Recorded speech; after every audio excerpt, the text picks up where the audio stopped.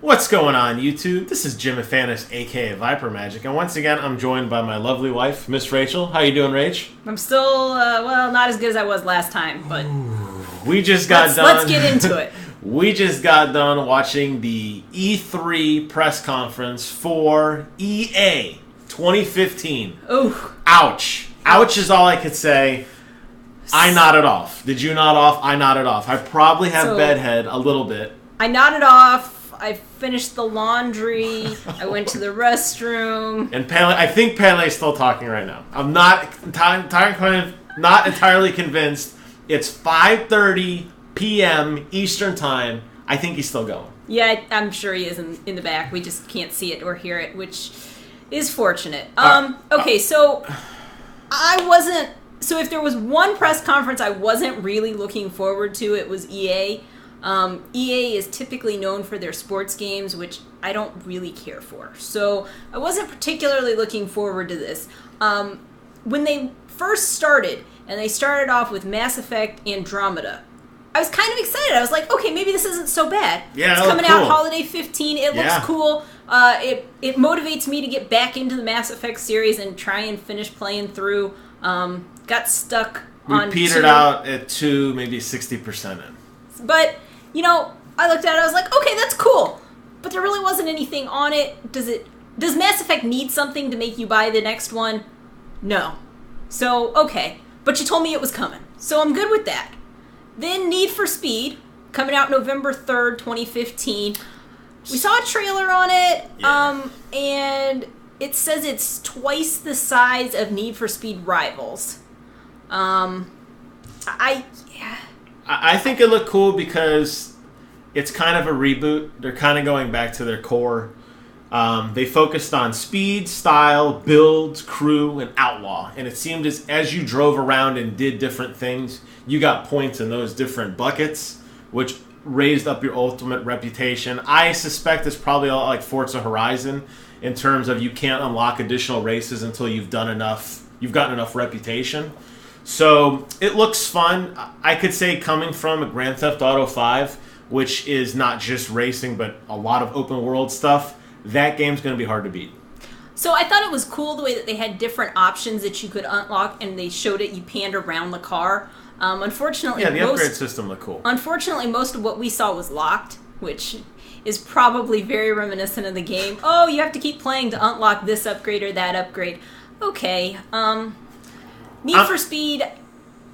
I'm excited for it. I could take or leave. I'm excited for it because I think it's time to get Need for Speed, make it relevant again. This could be the game that does that. Okay. I mean, you know, there's nothing wrong with some competition. You got Forza, you got Gran Turismo, you know. Maybe Gran Turismo. We'll find out tonight. Project Cars is definitely a big contender in terms of racing. Drive Club, totally a contender. Oh, yeah. Still waiting for that on the PlayStation Plus.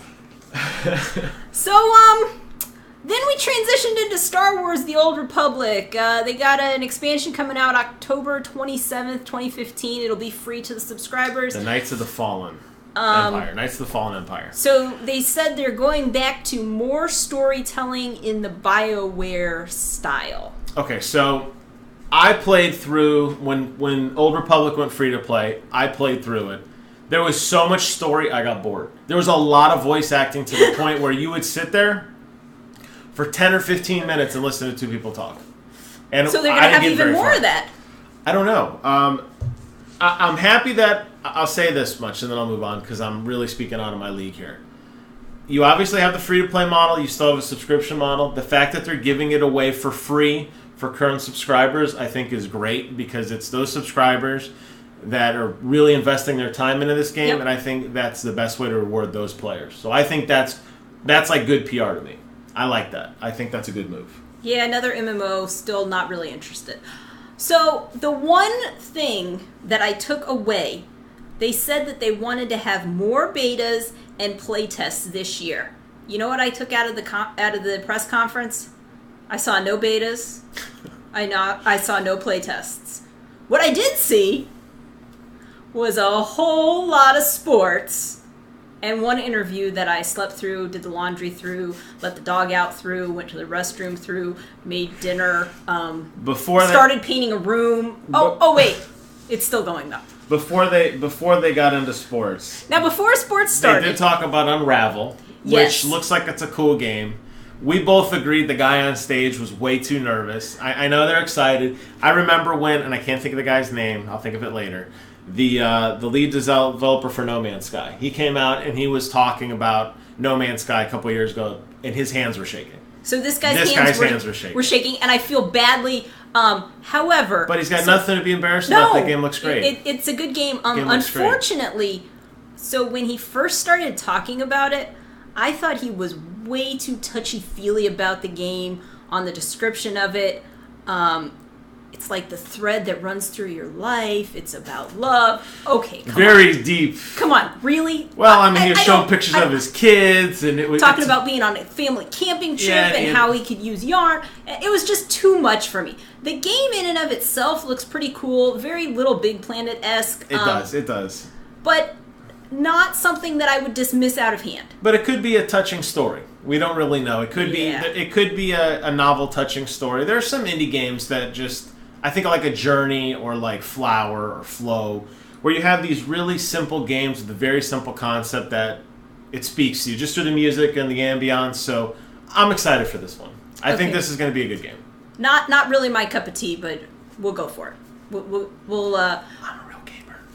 We'll let it speak for itself. So we went on to Plants vs. Zombies 2.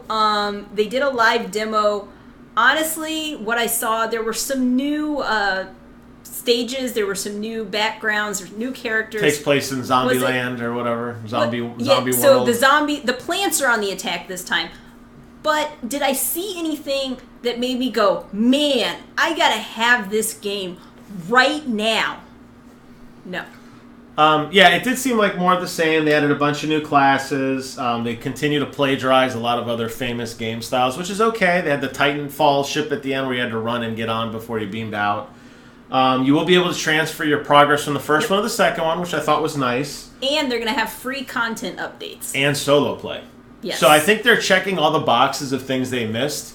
But in terms of that niche-y type of shooter, my needs are still met with the original. I agree with you. I will probably get the second one when it goes free. When it's on discount. Deep discount. So then we transition. This is where we went from, okay, this isn't too bad, to, oh my gosh, am I really watching this? Now, I stuck it out for you guys so that you could hear our opinions, but really, I wanted to take it out. We did it for you guys. I really wanted to bail. So, okay, so blah, blah, blah. They had NHL 16, golf, Ultimate Teams, Madden, NBA Live 16.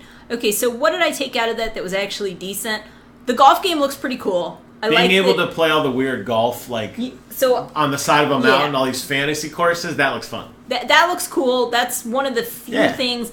NBA Live, the Game Face HD app, Now they did have face scanning in the past. The fact that they brought up the basketball god, whatever. He must be a known guy. I didn't know who the hell that guy was. Not surprising you don't really play those games, but again, it's been done before, not very well most of the time, but I don't know that this is going to be any better, so how can I look at it and go, oh yeah, that's really going to sell me on a game that I don't want to play? It was the typical, the theme throughout the sports games. They talked about basketball, they talked about football, they talked about baseball, whatever. Did they talk about baseball? I didn't hear any baseball. I didn't even care.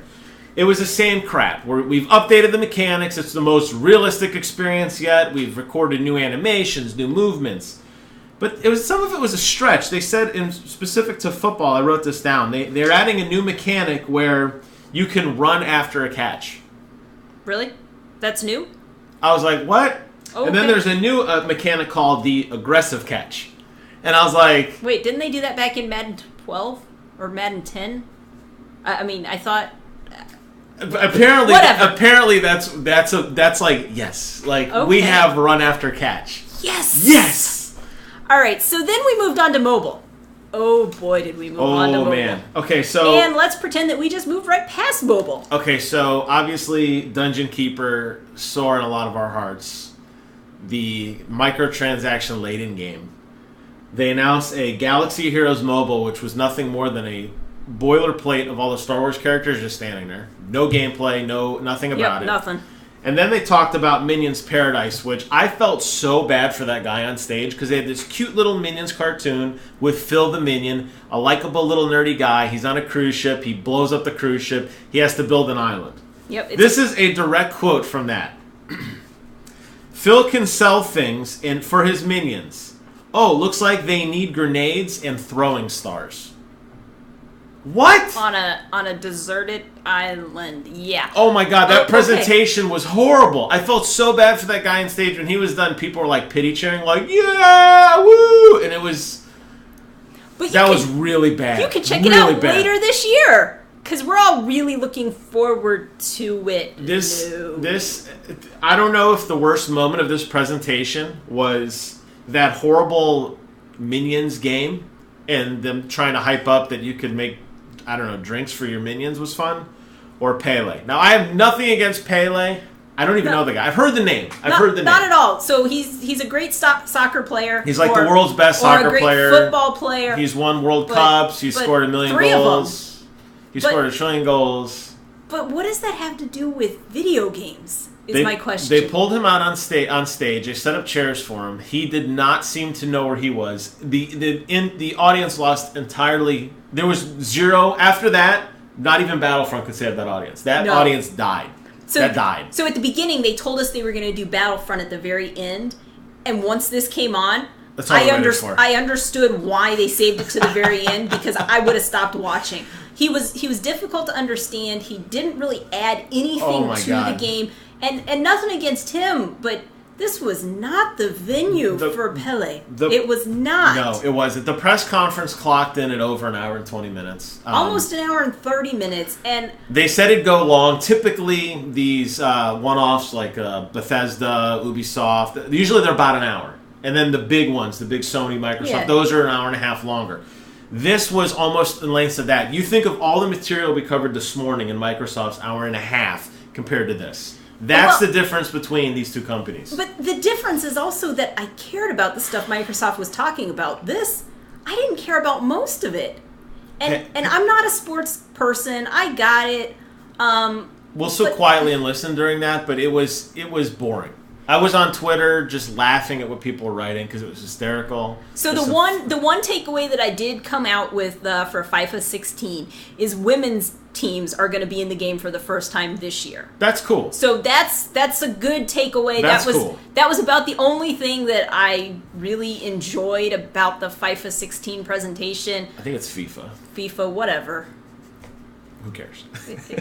But I will say this. I want to touch on this point briefly. If you are going to do a press conference, watch this press conference and don't do any of it. Yeah. So don't do any of it. Take your biggest. Everything they did. Yes. Do the opposite. Take your biggest hype game, throw it at the end when people are bored, have some famous ESPN analyst do a mock draft in about 4 seconds. Oh, we haven't gotten to that because he's on the yet. clock.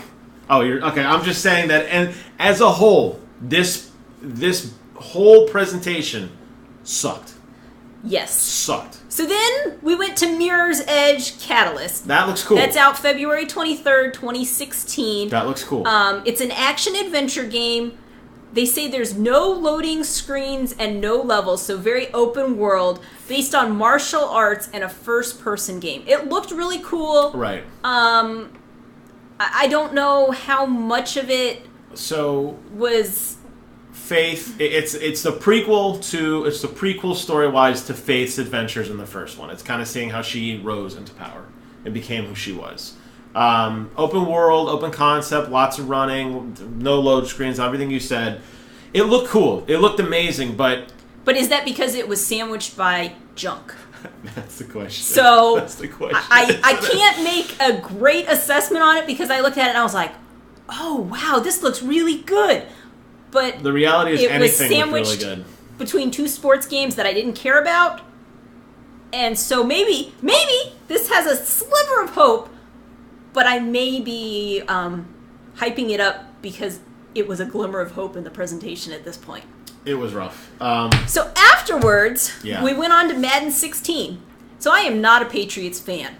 I got treated to a Patriots montage because they're the Super Bowl champs. Hey, thanks, EA. Just what I wanted to see after sitting through your boring press conference. More Tom Brady. More Tom Brady and the rest of the Patriots team. But we didn't talk about any of the scandals that they've gone through, just about how they're great Super Bowl champions and how they drafted themselves up to where they are. Well, having that, like I said, this is the problem. They ran out of time. This could have been cooler had they not just shoved it in your mouth if they walked through things a little faster. Right. The guy was clearly talking ahead of the video presentation, and he was just, you could tell that they're like, dude, you have 1 30 minute. seconds. Go. And he's like, the guy was drafting, so and they had this off. Draft champions, which, I don't know. I mean, a lot of people do fantasy football leagues.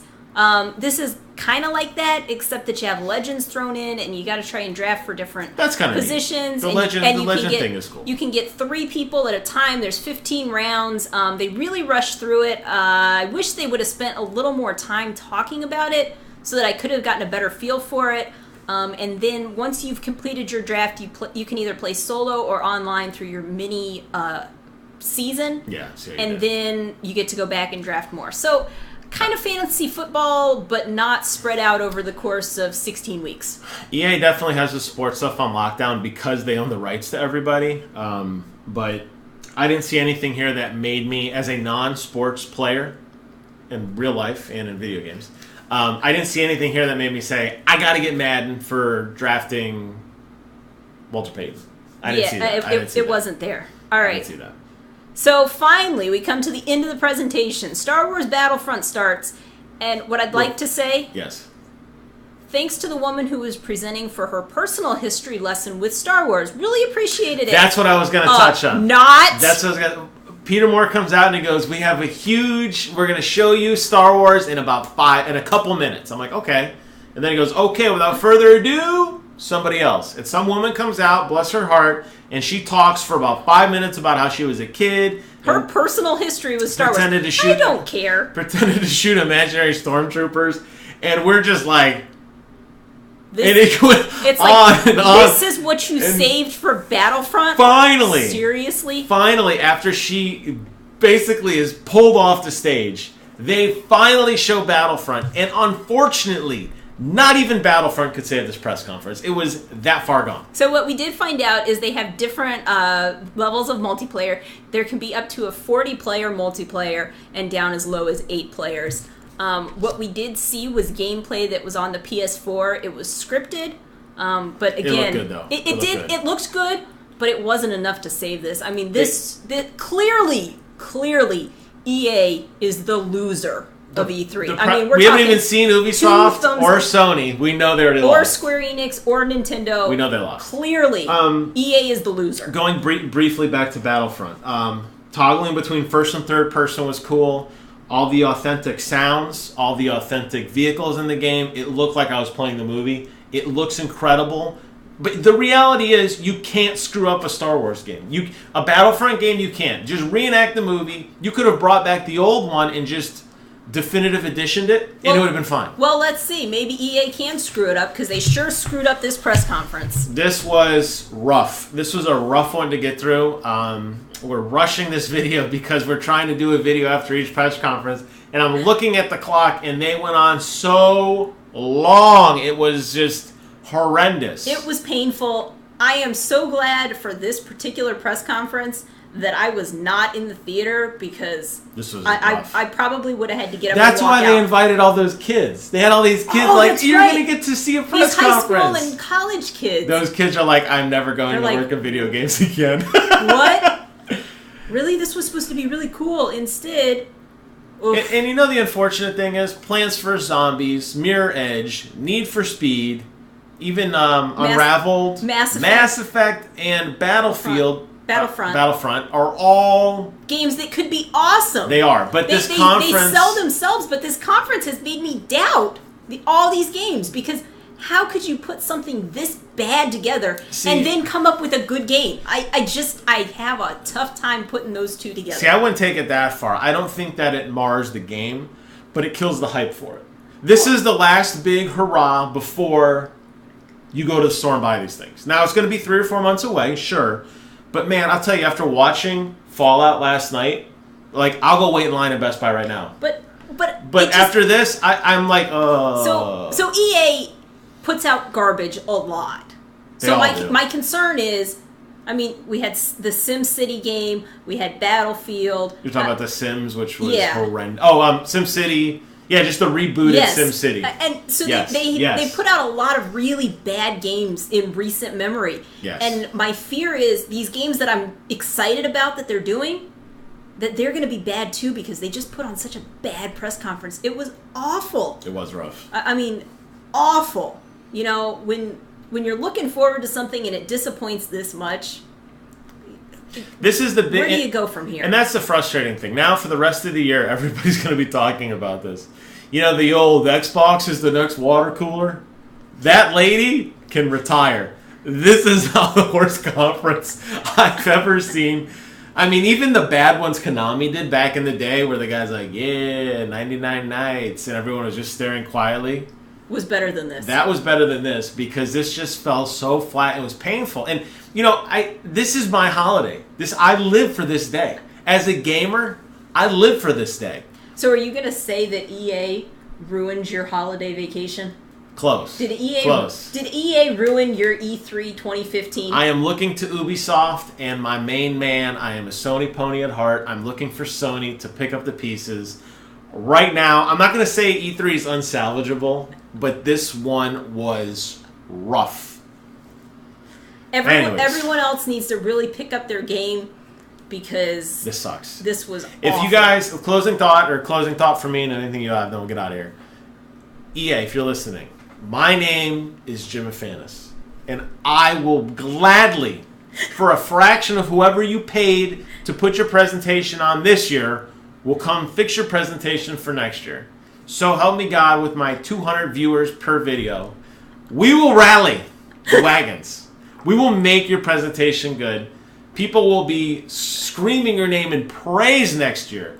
But when you go back and look at what you guys did in this presentation, you wasted a lot of time and a lot of money, and you made a lot of really cool things really shitty. So shame on you. Anything else for me, Rachel? It's too bad for words. I just can't. I can't give it any more. All right. 2 thumbs down. 2 thumbs way down. As always, we want to thank you guys for watching. Please do us a favor. Comment, rate, subscribe. Tell us how bad EA was this year. Can they redeem themselves in the games they release later in the year, or are they doomed? Is this the end until next year? We will find out. As always, thanks for watching, and until next time, we will see you guys on the other side.